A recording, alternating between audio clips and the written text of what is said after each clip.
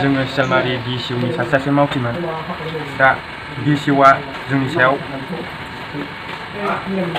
माने जोंखौ लानानै मा खामानि मावनो सानदोंमोन बेखौ जोङो मोजां मोनाखै।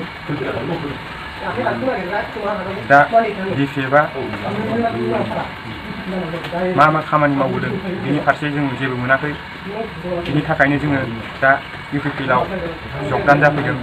जों UPPLखौ मोजां मोननानै दानि बोथोरखौ नायनानै माजों सोलिदों आरो दा मारै जोंनि इयुन जेनेरेसनावबो जोङो मोजाङै मोजां माने खामानि मावलांनो हायो। बेनि थाखायबो DCOआ जोंनो माबा मोनसेबो सहाय होआखै। बिनि थाखायनो जों दा UPPLआव जगदान जाफैनाय जादों।